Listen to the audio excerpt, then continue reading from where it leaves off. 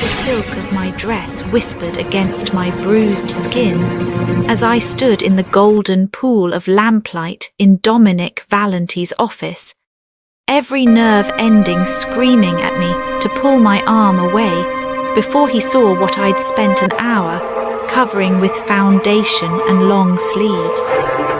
The rain hammered against the floor-to-ceiling windows of the penthouse office like bullets against glass, each dropping a staccato reminder that the storm outside was nothing compared to the one I'd left behind in Julian's apartment 3 hours ago. The sharp sting of split skin on my forearm pulsed beneath the thin fabric, a roadmap of purple and yellow that told a story I'd sworn never to let anyone read. Dominic's world smelled of leather and aged scotch, of power distilled into its purest form, so different from the stale beer and desperation that clung to Julian's studio like a second skin. My reflection in the darkened window showed a woman in crimson, elegant and composed, the kind of woman who belonged in penthouses and private jets. But beneath the carefully constructed facade, my hands trembled with the same fear that had become my constant companion, the kind that lived in your bones and made you flinch at shadows. Before we go into details, click subscribe, like and comment where you're watching from. I would be glad to know this story goes as far as Canada, all of the United States of America, Australia, Africa, and even the United Kingdom. So let me know where you're listening from. I'd learn to move through Dominic's space like water, present but unobtrusive, beautiful but untouchable, exactly what a man like him expected from the woman he kept in designer clothes and diamonds. The arrangement had started 6 months ago, clinical and transactional. He needed someone sophisticated on his arm for business dinners and gallery openings, someone who knew when to smile and when to stay silent. I needed the money to keep Julian's dealers from breaking down my door. The leather chair behind Dominic's mahogany desk creaked as he leaned back, studying me with those dark eyes that seemed to catalogue every detail, every micro-expression. He'd built an empire on reading people, on knowing their secrets before they knew them themselves. I'd been so careful, rotating my wardrobe to hide the evidence, timing my visits to avoid the worst days, perfecting the art of laughing off any question that came too close to the truth.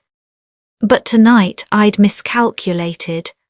Julian had been worse than usual, paranoid about where I'd been, who I'd seen, his hands finding my arms with the precision of practiced cruelty before I could even explain.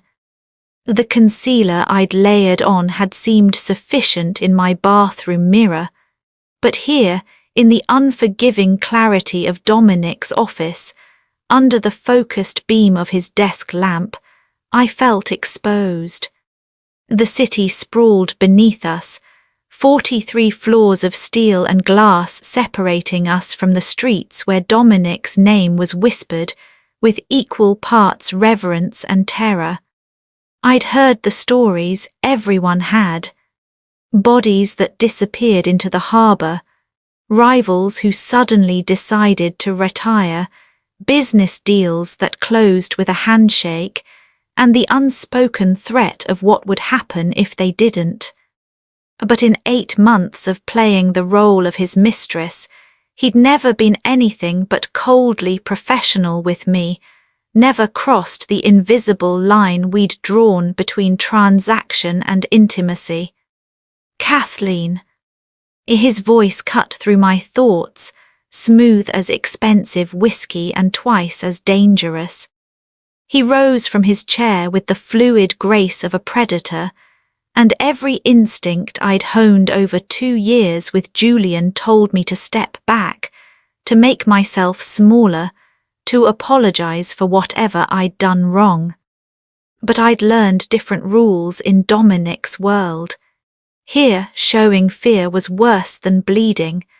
So I stood my ground, lifting my chin, meeting his gaze even as my heart thundered against my ribs. The desk lamp cast harsh shadows across his face, highlighting the sharp angles of his jaw, the calculating intelligence in his eyes that had built an empire from violence and fear. He moved around the desk, each step deliberate, and I tracked his approach the way prey tracks a circling wolf. When he reached for my hand, I almost pulled away, muscle memory from too many nights of Julian's unpredictable moods. But Dominic's touch when it came was careful, almost reverent, his fingers wrapping around my wrist with a gentleness that felt more dangerous than Julian's rage ever had. The lamp's light caught my forearm as he turned it, and I watched his expression transform, not with shock or concern, but with something far more terrifying, recognition. And in that moment, as the rain continued its assault on the windows and the city lights blurred into streaks of color below, I realized that the carefully constructed walls between my two lives had just shattered like glass. I'd been Julian's for 2 years before I became Dominic's for money. The difference between them should have been simple. One was love turned toxic, the other a transaction wrapped in silk and diamonds. But standing in Dominic's office with my secrets bleeding through concealer, I wondered if I'd ever understood the difference at all. Julian had loved me once, or something close enough to love that I'd mistaken it for the real thing. He'd been beautiful in that tortured artist way, all raw emotion and grand gestures, the kind of man who wrote poetry on napkins and kissed like he was trying to save my life. The drugs came later, or maybe they'd always been there, and I'd been too dizzy from the attention to notice. By the time the love curdled into possession, into hands that grabbed too hard and words that cut deeper than any blade, I was already drowning in the debt he'd accumulated. The dealers didn't care about poetry or passion. They wanted their money, and they made it clear that Julian's body wasn't the only one they'd accept as payment. So when Dominic's associate approached me at that gallery opening, where I'd been serving champagne in a borrowed dress, trying to look like I belonged, the offer felt like salvation. 10,000 a month to attend events, to smile prettily, to be seen but not heard, to play the mistress without ever having to be touched. It was the easiest money I'd never earned, and the hardest role I'd ever played. With Julian, everything was fire and chaos, love letters written in bruises, apologies that tasted like promises neither of us believed anymore. I told myself I stayed because leaving would mean his death, that the dealers would make good on their threats if I wasn't there to keep paying down his debt with Dominic's money. But late at night, when Julian slept fitfully beside me and I catalogued the new marks on my skin, I knew the truth was uglier. I stayed because some broken part of me believed this was what love looked like. Dominic's world offered something Julian's never could: control. Every interaction was choreographed, every expectation clearly defined. He never touched me beyond what appearances demanded, never asked for more than I'd agreed to give. It was cold comfort, yes, but at least with Dominic I knew the rules. At least with him I could pretend the bruises were still my secret to keep. Until tonight. Dominic's fingers remained wrapped around my wrist for 3 heartbeats longer than necessary, his thumb tracing the edge of a bruise with the clinical precision of someone cataloguing evidence. When he finally released me, the absence of his touch felt like a verdict I couldn't read. "Go home, Kathleen." His voice was quiet, almost gentle, which somehow made it more terrifying than if he'd shouted. He returned to his desk, pressing a button on his phone that I'd never seen him use before. "Marco will drive you." I opened my mouth to protest, to explain, to offer some carefully constructed lie about falling or being clumsy. But the look he gave me shut down every word before it could form. It wasn't anger in his eyes or even disappointment. It was calculation, the same expression I imagined he wore when deciding how to handle a business problem that had become inconvenient. "Dominic, not tonight." He picked up his phone, already dismissing me, his attention shifting to whatever arrangements he was making with the efficiency of a man who'd orchestrated far more complicated operations than this. "We'll talk tomorrow." Marco's waiting downstairs. The ride to my building passed in a blur of rain-slicked streets and silences that felt heavy with implication. Marco, Dominic's usual driver, said nothing, but I caught him glancing at me in the rearview mirror more than once, his expression unreadable. When we pulled up to my apartment building in a neighborhood that grew rougher with each block, he insisted on walking me to the door, another first that sent ice through my veins. Julian wasn't home.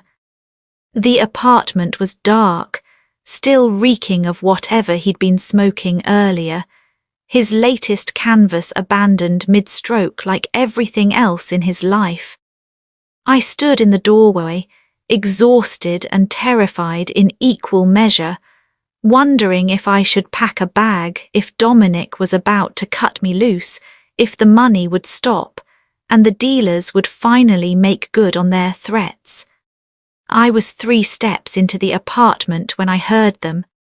Voices in the stairwell, low and professional, the kind of conversation that didn't belong in a building where the elevator had been broken for 6 months, and the walls were thin enough to hear your neighbors breathe.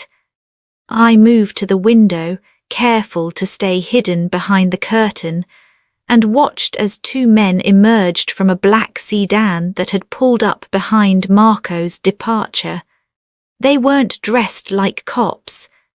They moved with the casual confidence of people who'd done this before, who knew exactly where they were going and what they were looking for. One of them glanced up at my window, and even from 4 floors up I could see the earpiece, the slight bulge, under his jacket that suggested he was armed. Dominic's cleaners. I'd heard Marcus, one of his associates, mention them once at a dinner party, his voice dropping to a whisper that turned the word into something biblical and final. They were here for Julian. I didn't sleep. How could I, knowing that 2 of Dominic's men were somewhere in my building, their presence a promise or a threat I couldn't distinguish between? I sat in the dark living room, still in my red dress, watching the minutes crawl past on the microwave clock, while the rain continued its relentless assault on the windows. Julian stumbled in at 4 in the morning, high and soaking wet, tracking mud across the floor he'd never bothered to clean. He didn't notice me sitting there in the shadows, didn't see how I flinched when he kicked off his shoes and sent them flying across the room. He was muttering to himself, arguing with phantoms only he could see, and when he finally collapsed onto the couch, he was unconscious within seconds. I watched him sleep, this man who'd once recited Neruda to me in the rain, who'd promised me forever with paint-stained hands and eyes full of conviction. Somewhere under the addiction and the violence, that man might still exist.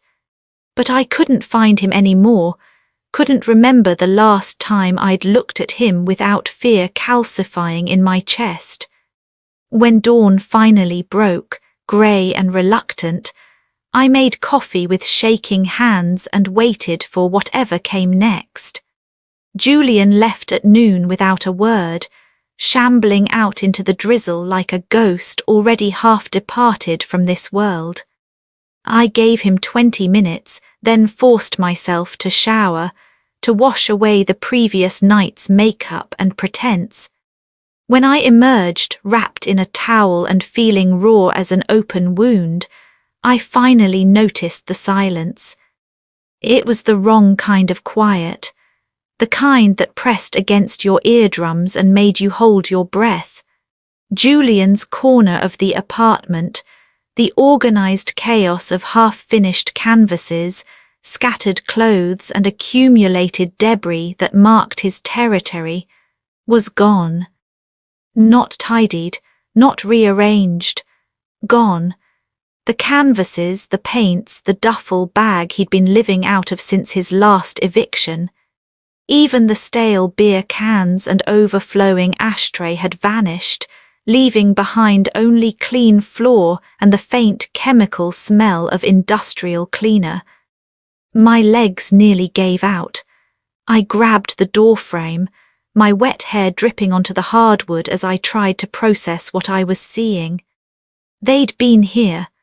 While I was in the shower, or maybe earlier when I'd finally dozed off in that chair, Dominic's cleaners had come and erased Julian from my life with the efficiency of men who'd practiced this particular magic before. I was still standing there, frozen, when I saw it. A single ring on the floor near where Julian's easel had stood, the gold catching the weak morning light. I knew that ring. I'd seen it on Dominic's hand, on the hands of his inner circle, the Valenti crest, a lion devouring a serpent. It wasn't an accident, it was a signature.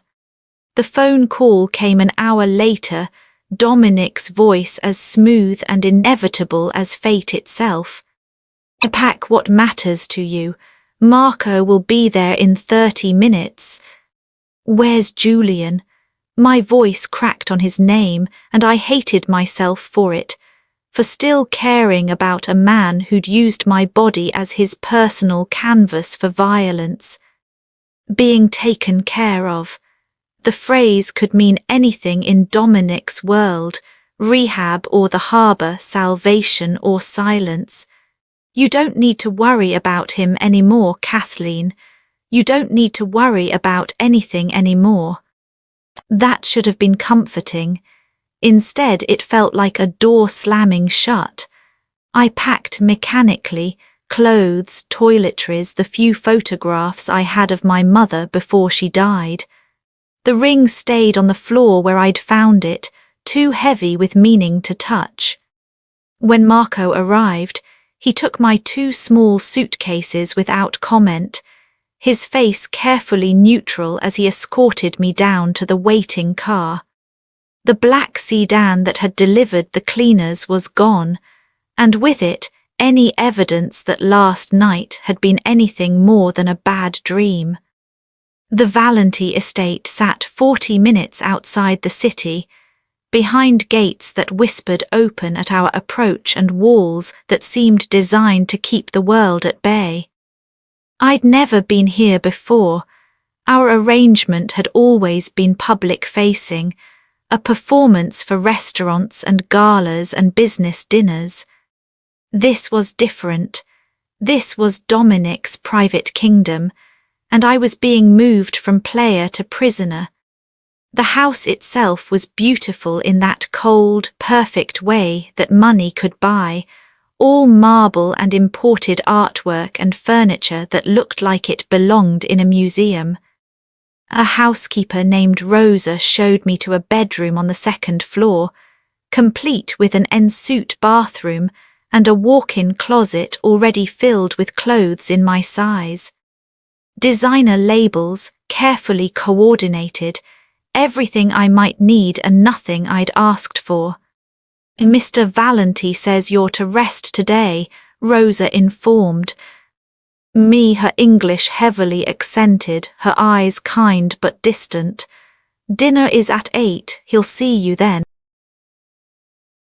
Dinner at 8 meant I had hours to spiral, to pace the perimeter of my beautiful prison and wonder what I'd traded Julian's violence for.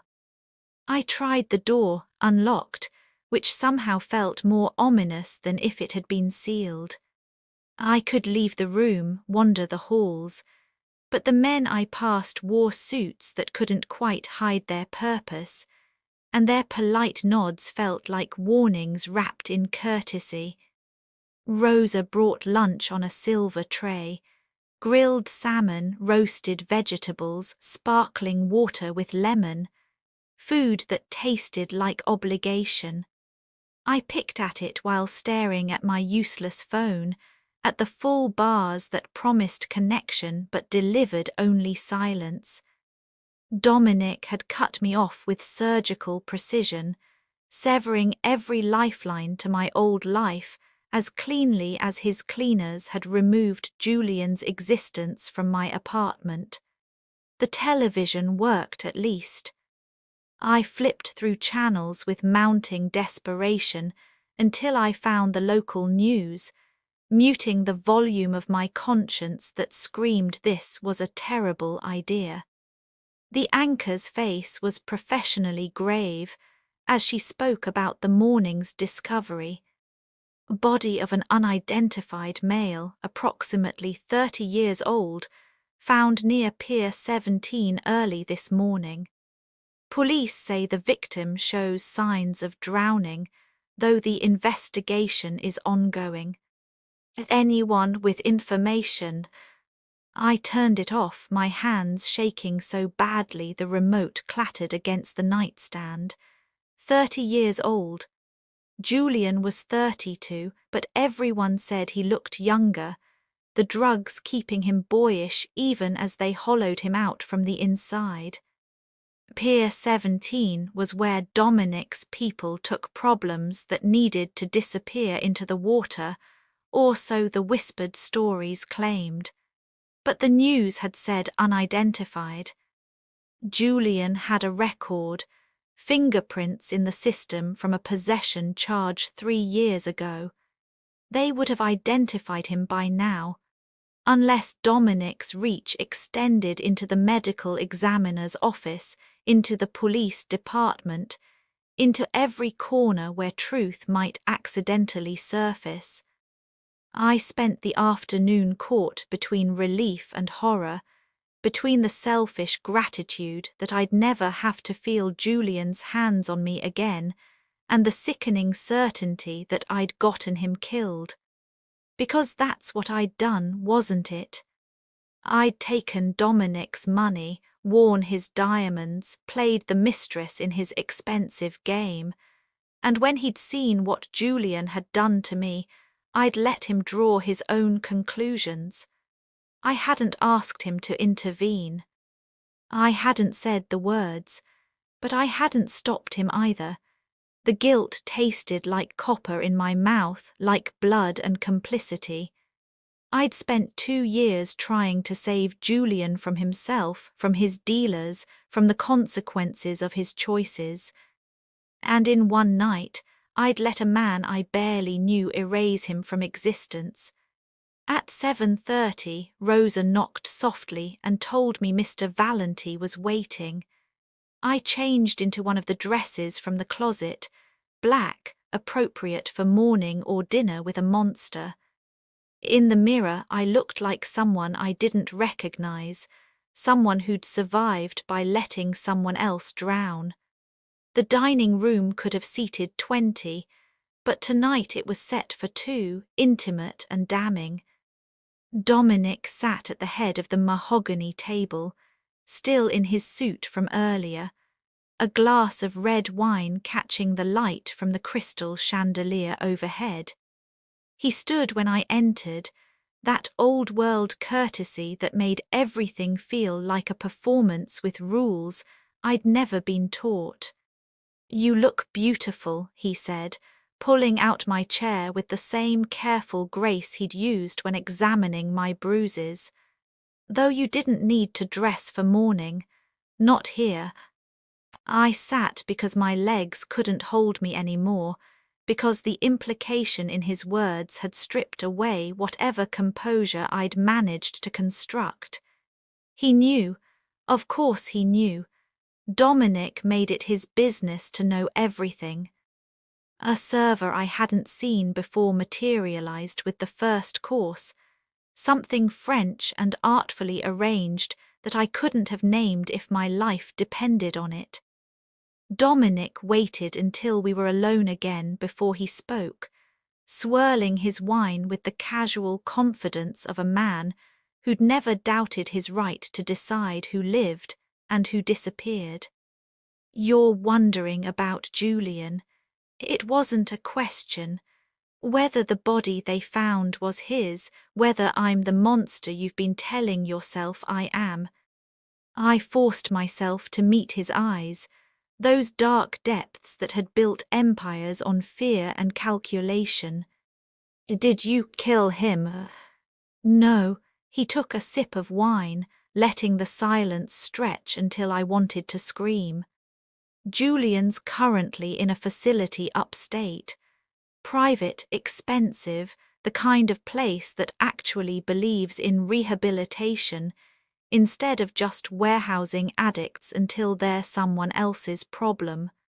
He'll be there for 6 months minimum, longer if he needs it."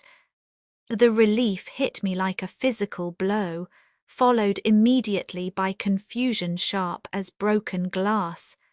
"Why?" "Because what's mine I protect."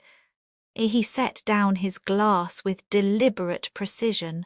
"And whether you understand it yet or not, Kathleen, you're mine now. Not in the way you were pretending to be for those business dinners. Actually mine. Which means the man who put those bruises on your skin doesn't get to exist in the same world as you anymore. I didn't ask you to. You didn't have to."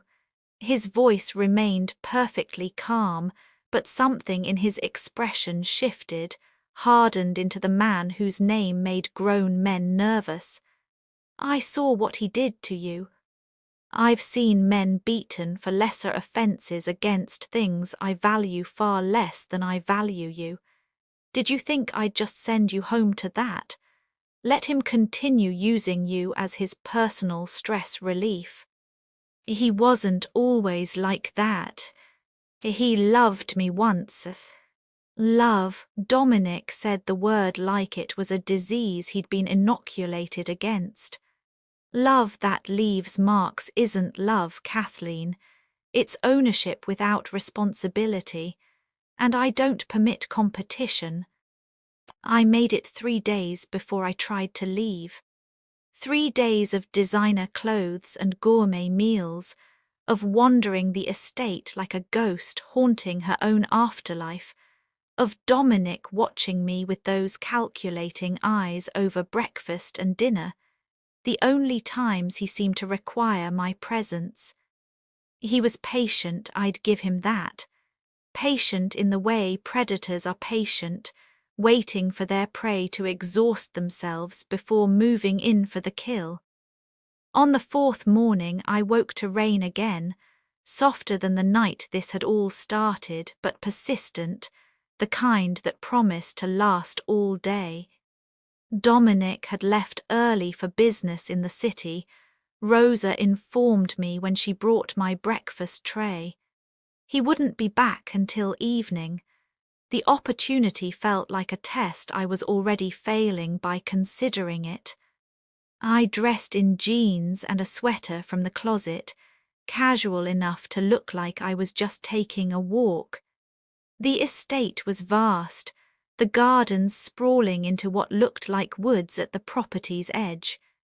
Surely there was a way out besides the front gate, some service entrance or gap in the fence that I could slip through.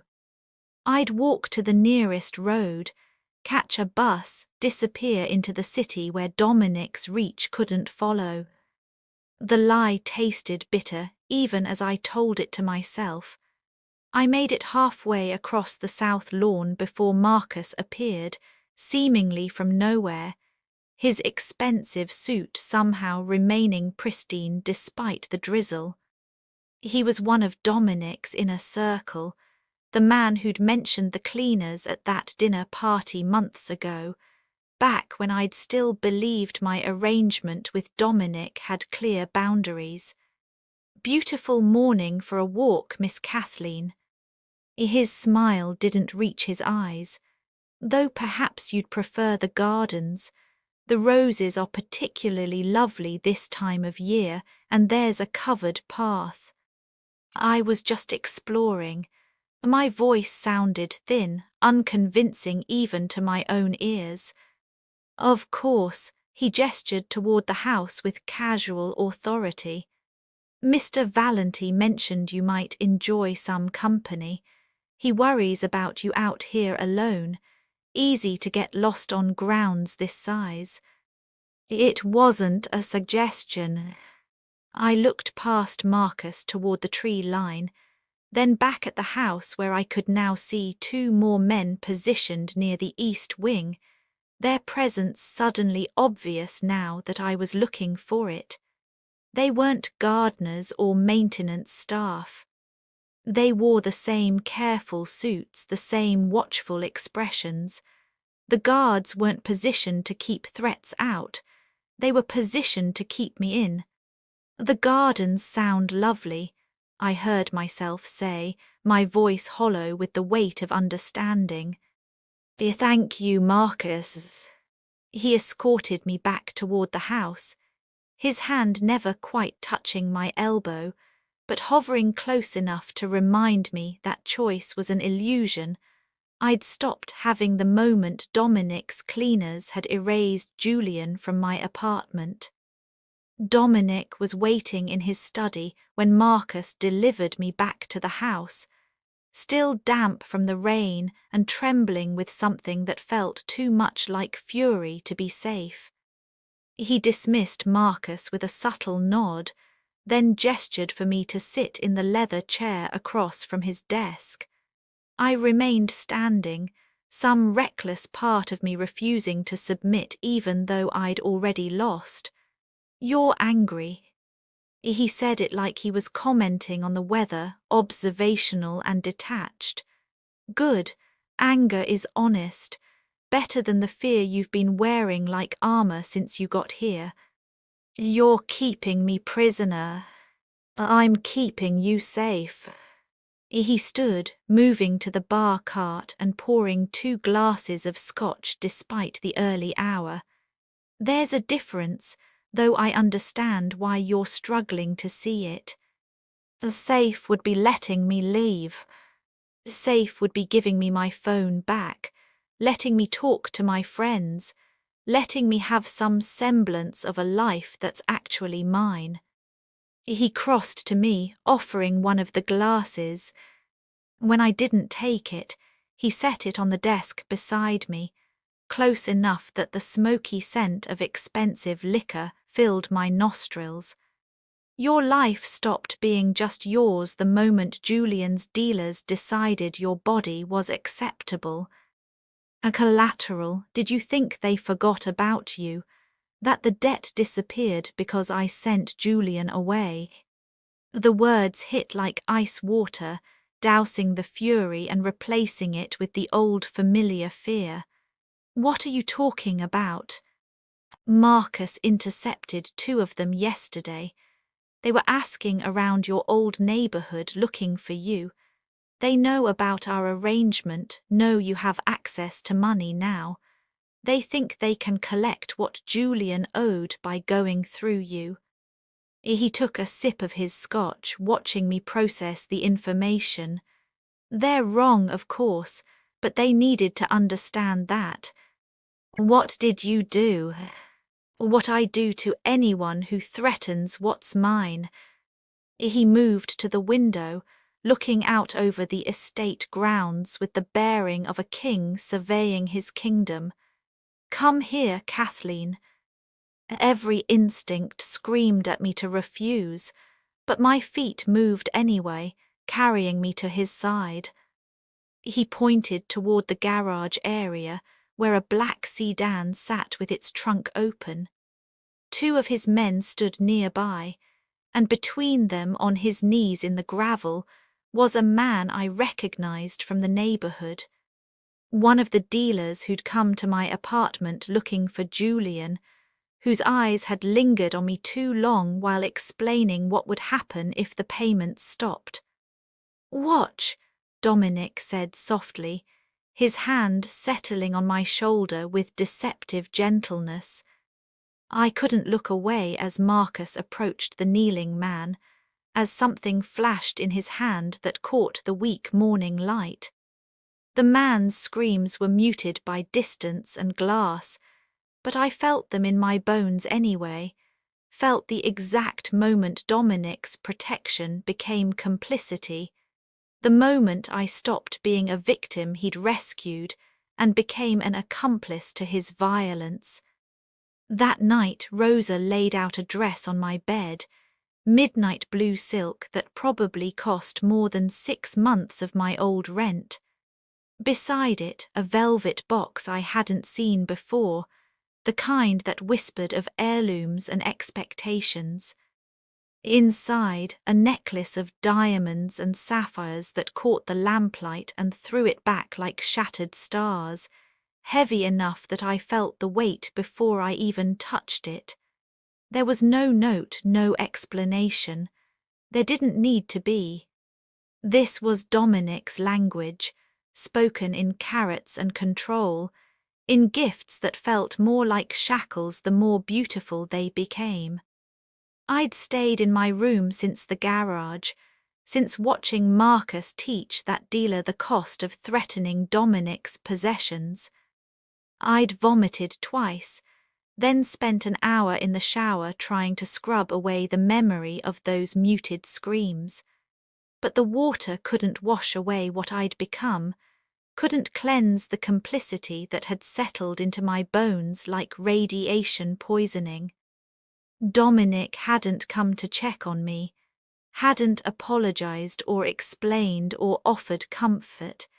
He'd simply had Rosa bring lunch, then dinner, both of which I'd left untouched. And now this, a dress and jewels, an expectation wrapped in velvet and silk. I put them on because refusing felt pointless, because some part of me understood that this was the next scene in whatever play we were performing. The dress fit perfectly, of course. Everything Dominic provided fit perfectly, selected with the same precision he applied to eliminating problems and building empires. The necklace was cold against my throat, heavy enough to remind me with every breath that it was there. I fastened the clasp with trembling fingers, then forced myself to look in the full-length mirror. The woman staring back was a stranger wearing my face. She was elegant, expensive, the kind of woman who belonged on magazine covers and in penthouses. Her bruises had faded to nothing, erased by time and proper nutrition and the absence of fists. Her hair fell in glossy waves over shoulders no longer hunched in anticipation of the next blow. She looked powerful, untouchable, like someone who'd never had to choose between her dignity and her survival. This story reminds us that survival sometimes demands impossible choices. Kathleen's journey shows how fear can become strength, how pain can harden into power, and how one decision can change the course of a life forever. Have you ever reached a moment where you had to choose between freedom and safety, love and survival? What would you have done in her place? Share your thoughts in the comments. Your perspective matters, and your story might resonate with someone who needs it. This chapter ends here, but another unforgettable story begins now. If you were drawn into this world of danger, control, and transformation, the next video will take you into a completely new story with fresh characters, deeper tension, and a fate you won't see coming. Click the image on your screen to watch the next video. Subscribe to this channel so you never miss a new tale of power,